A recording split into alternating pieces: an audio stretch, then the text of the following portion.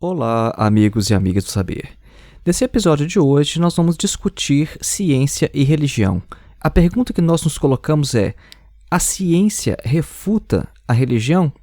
Nós já vamos adiantar aqui qual que vai ser o sentido da nossa resposta. Nós vamos afirmar que não, a ciência não refuta a religião. Isso não quer dizer que a religião ela é a verdade. Isso quer dizer unicamente que aqueles que tentam combater a religião com as armas da ciência estão usando as armas erradas. Acompanhe.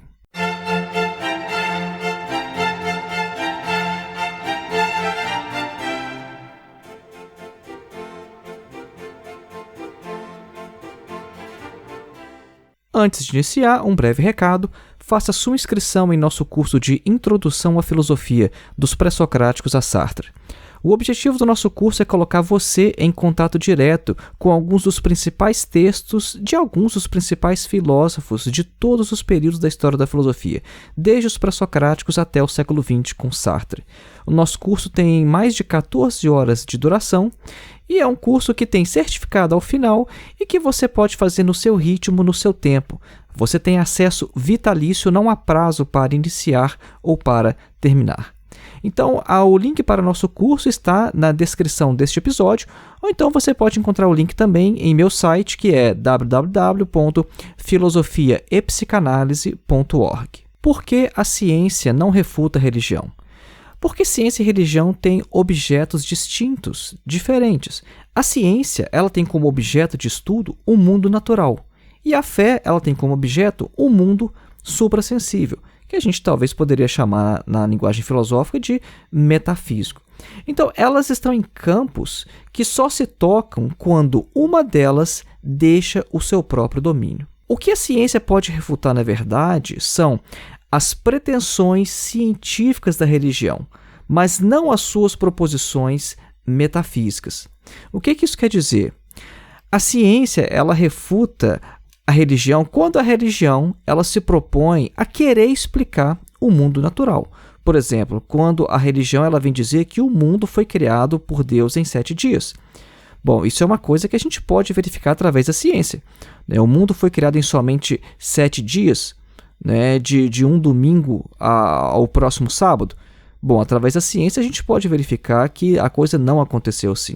O processo de formação da Terra durou milhões, bilhões de anos. Isso significa que a ciência ela refuta as pretensões científicas da religião.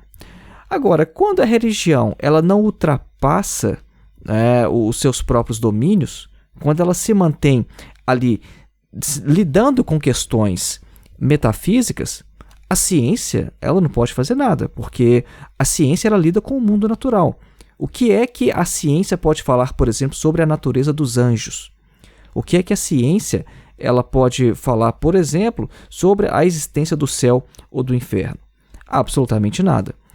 Então, é por isso que, inclusive, o Papa Francisco ele admitiu no ano de 2014 que o Big Bang é verdadeiro e que a teoria da evolução também é verdadeira. Em outubro de 2014, quando o Papa Francisco foi inaugurar um busto do Papa Bento XVI, ele deu várias declarações sobre ciência e religião, e essas declarações elas chocaram tanto a comunidade religiosa quanto a comunidade científica na época. O Papa afirmou claramente que a teoria da evolução e o Big Bang eles não contradizem a fé cristã. Porque quem lê o Gênesis achando que a coisa aconteceu literalmente daquela forma é alguém que acha que Deus é um mago e que veio com uma varinha e com aquela varinha ali ele acabou criando as coisas de uma maneira totalmente inexplicável. Então o Papa inclusive fez uma crítica a quem faz uma interpretação literal do livro de Gênesis na Bíblia. Então vejam só, o próprio Papa admite que o Big Bang aconteceu, que a teoria da evolução ela é verdadeira e ele afirma que isso não tem absolutamente nenhuma contradição com a fé católica. Essa é a questão. E é por isso que nós somos da posição de que a ciência ela não refuta a religião. Porque se a religião ela recua de volta para o domínio do suprassensível, como ela vem fazendo historicamente, ela está num domínio onde ela não pode ser atacada mais pela ciência. A religião pode muito bem dizer o seguinte: olha, a teoria da evolução é o mecanismo utilizado por Deus para criar o mundo, né? O Big Bang foi um mecanismo também utilizado por Deus para criar o universo. Então vejam que não há contradição com essas coisas, né? É possível a gente imaginar que existe uma grande mente por trás da criação do mundo, da criação do universo. É por isso que existe o argumento do design inteligente. Esse argumento vai mostrar diversas características no mundo natural e falar, olha, para essa coisa existir assim, isso não pode ter sido obra do acaso. É necessário que exista uma mente que tenha projetado isso por trás. Então você tem um argumento ali do design inteligente para mostrar que, olha, a ciência, na verdade, ela vai indicar que existe, né, uma força, né, talvez um ser, ela não vai falar exatamente o que é, mas que tem alguma coisa por trás que veio a criar o mundo. Então é importante colocar isso porque alguns dos principais expoentes do ateísmo militante hoje são pessoas com formação nas ciências, mas com uma limitação filosófica muito grande. E eles fazem uma discussão muito ruim, né, sobre ciência e religião. É muito ruim por quê? Porque quando eles precisam falar, né, filosoficamente sobre a religião, sobre a existência de Deus, o que eles fazem é trazer alguns argumentos que eram utilizados, por exemplo, na época do Iluminismo, mas que naquela época eram utilizados por pessoas que tinham conhecimento profundo também da teologia. Pessoas que sabiam o que estavam falando. Os iluministas, eles sabiam, né, do que se tratava o assunto. E os principais expoentes do ateísmo hoje, como Richard Dawkins, eles não têm a menor ideia do que eles estão falando. Então, às vezes, eles falam o seguinte: olha, a Bíblia fala que, no Antigo Testamento, que o morcego é uma ave. Então a Bíblia está errada. Ora, isso é uma pretensão científica da religião, né? Se a Bíblia fala que o morcego é uma ave, bom, o que isso traz, na verdade, de desabono à religião enquanto uma doutrina de salvação? Absolutamente nada. É totalmente possível a gente falar, tudo bem, né? Porque os autores desses livros bíblicos, eles viviam numa cultura em que se acreditava assim, né? Agora, o que isso toca no essencial, na pedra de toque, no fundamental da religião? Absolutamente nada, né? O mundo foi criado em 7 dias, assim afirma o Gênesis. Bom, isso pode ser simplesmente uma forma alegórica. Isso é aquilo ali, o livro de Gênesis é a tentativa de um povo de se compreender a si próprio e compreender o mundo ao seu redor, né? É um livro mítico, né? A gente encontra isso em livros de teologia do Antigo Testamento. Não há nenhum problema em reconhecer isso. É por isso que a gente não pode entrar nessa de que achar que a ciência vai refutar a religião. Não. A ciência, ela refuta as pretensões científicas da religião.